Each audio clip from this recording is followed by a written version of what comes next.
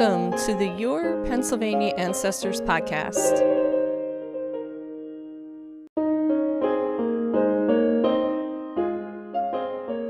This is Denise Allen, and we have another special episode of Ancestor Stories. This is part 2 of our 3-part series to help us reconnect with the stories of our ancestors and see what it can teach us on how to handle the times we're living in now.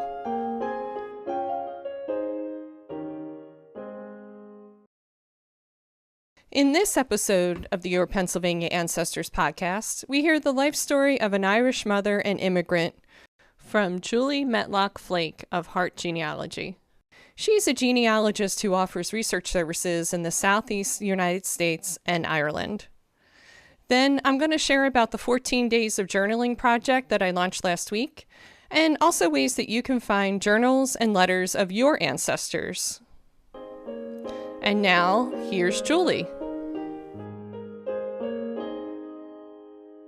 Julie, I wanted to welcome you to the podcast and for being so brave and just open to share your family's story during this completely topsy-turvy time we're living in with the pandemic. So could you please introduce yourself to the folks listening and tell us, who you are, what got you interested in genealogy?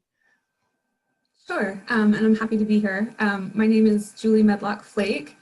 I'm from the Washington, D.C. area. I live on the Virginia side, in the Virginia suburbs. And I think I've just always been, genealogy has kind of just been part of our family culture for as long as I can remember. And I remember looking at old pictures as a child and just really feeling a connection with certain ancestors. But just over the last 5 years, I've really dove in deep and gotten more and more obsessed really with it. I have a background in library science, so I spent several years as a researcher. I'm jealous of your library science background. That must really come in handy when researching, because we spend a lot of time when we get obsessed with our ancestors. We're just really curious. I mean, I think for everything I find, I have like 5 more questions. And you really spend a lot of time in archives and going, really unusual places. So what did you discover in your research with ancestors that's really informed you during this time? I have a pair of ancestors. Their names are James Bones and Mary Adams. And they were from Ireland. And because of James's involvement in the 1798 rebellion against the English government, they had to leave a few years later because things weren't quite working out for them in Ireland. So Mary had to leave behind 4 sisters and her mother, and she took 9 children across the ocean. One that was just maybe 6 months to a year old, and they came to South Carolina, where James's family had already come to settle, and they lived there for a long time, and they were able to establish a pretty good life here.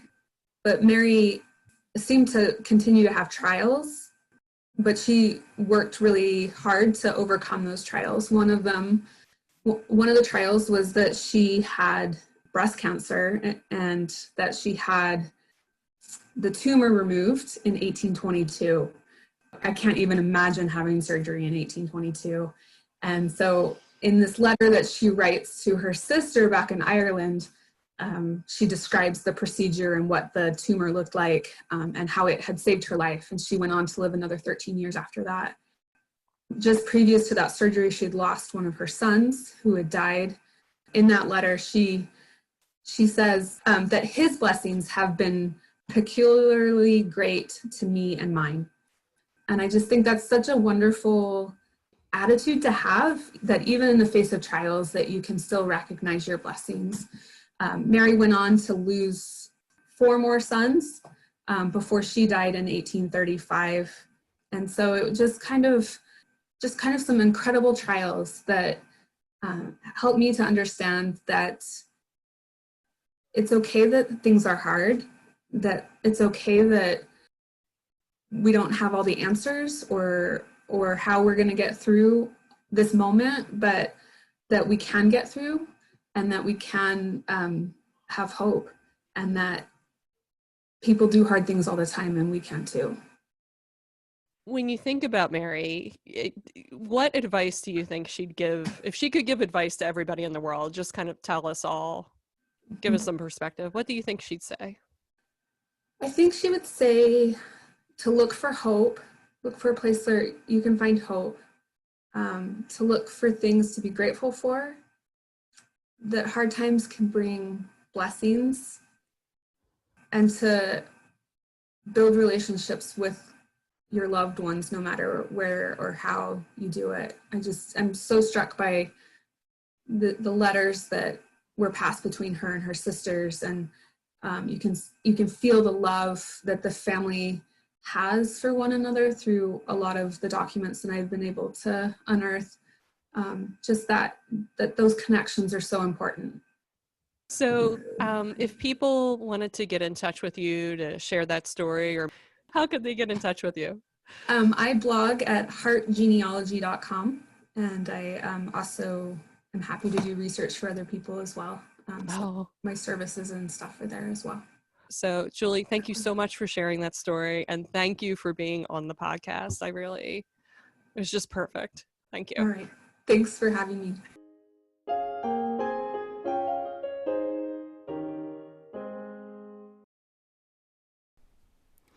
Julie's ancestor story, uncovered through letters, is really special. I hope it gives you a new perspective and newfound strength like it did for me. We are living through historic times, and I've been encouraging people to journal their daily lives and thoughts and feelings. To help with this, I've written a guide called 14 Days of Journaling. Let's capture what it's been like these past months for our family, our friends, and our neighbors. If you're interested in the guide, go to paancestors.com. Put in your email address. I'll never use it for anything else other than to send you this guide. And you can get that along with some writing prompts and get started to journal your experiences.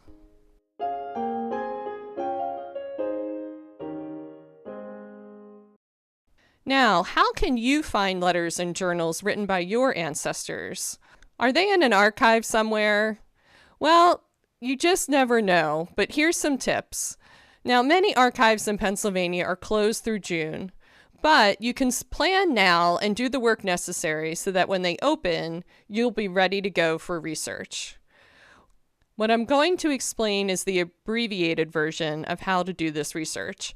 If you want a full explanation and a lot of the context for how an archive is organized, I recommend listening to episode 12 in season 1 of this podcast. Holly Mengel of Pascal teaches us how to use finding aids and go through archive catalogs, and she does such a great job at it. It's worth listening to the whole episode. The shorter version is that if you are like me and don't have anyone famous or rich in your family tree, you're going to want to make sure to know the names of all the people in your ancestors' family, and this includes sisters, cousins, nieces, nephews, in-laws, and who everyone's associates and neighbors are in their communities. Now, this is a lot of work to do this and really get all those names down, but chances are one of them or several of them would have kept a journal, written some letters, maybe had a diary, and those might have been archived either locally or in the next largest city in Pennsylvania. This step is a lot of work, but it can help you in a lot of your research in your family's past, particularly if you're stuck, or of course, if you want to go deeper into your ancestors' lives. You're going to use those names you've collected and go through the finding aids at archives to see what exactly might be there in terms of personal papers from any of those individuals. A lot of things have been passed down and preserved, and a finding aid is going to catalog materials by people, places, and time period. So you're going to know if you have the right people you're looking for as you look at that finding aid. If you find something you think could be related to your ancestor, you want to make sure to contact the archives on how to access it.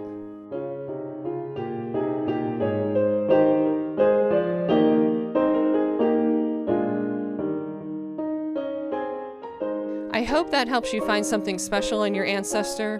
Join me next week for part 3 of our 3-part series with a new story, some more tips, and a wrap-up to our 14 days of journaling. This is Denise Allen of PAAncestors.com. You can reach me through my website, PAAncestors.com, where you're going to find links to my newsletter as well as my social media. And I really appreciate you listening. I wish continued health and safety for your friends, family, and community. Thank you.